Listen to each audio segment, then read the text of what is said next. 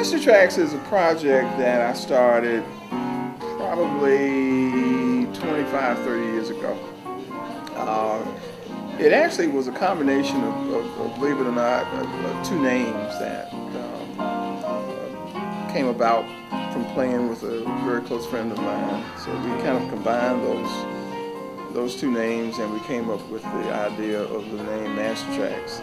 MasterTrax has really become a legacy piece for me in conjunction with a lot of other things that I do. But it's more of what I would probably describe as a collection of classic songs, jazz, smooth jazz, contemporary jazz, some pop tunes, blues, those sorts of things. So it really has a lot of flexibility in terms of its application. Sometimes I use it as a solo model. Sometimes I use it as a duo or a trio model, and it works very well for me in that capacity.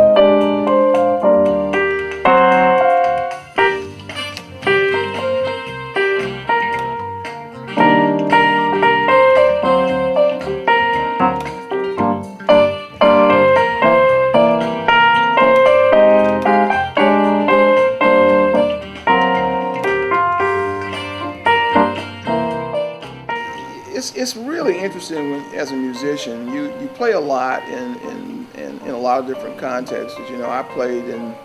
I'm from Durham originally, Durham, North Carolina, and I started playing jazz and pop music back in the '60s.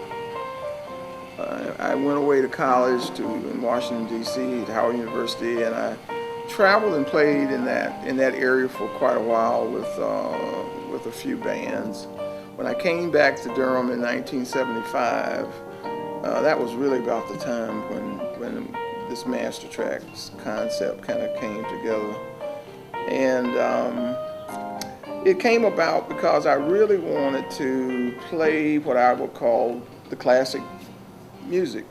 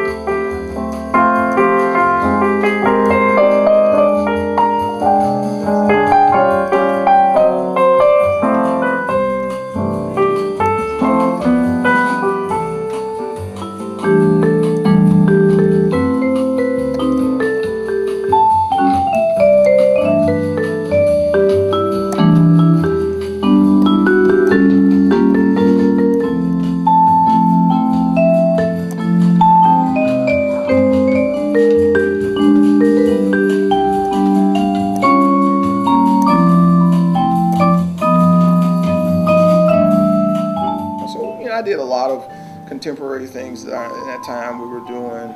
You know, a lot of smooth jazz. Al Jarreau, for example, was really a good model for me.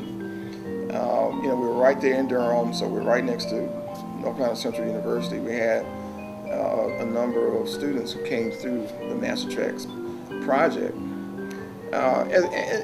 Actually, before that, before I even got involved with the students there, I happened to have a chance to work with a lady now who is a world-class vocalist, Miss Nina Freelon, who worked with me for a while in the concept of MasterTrax.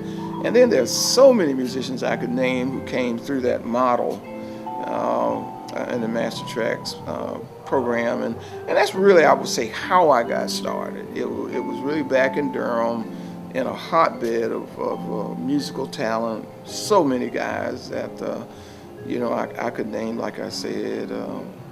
It's really incredible. So I've really been very fortunate to be able to have done that. Music has been my passion. I actually have a foundation that we work with. It's called, the Durham Jazz Renaissance Foundation.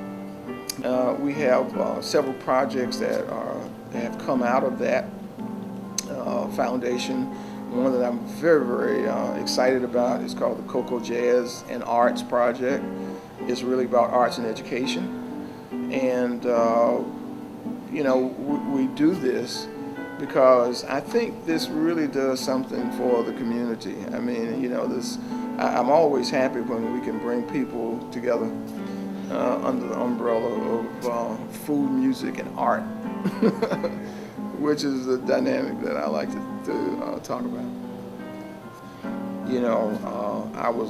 I always like to tell the story about the acronym COCO.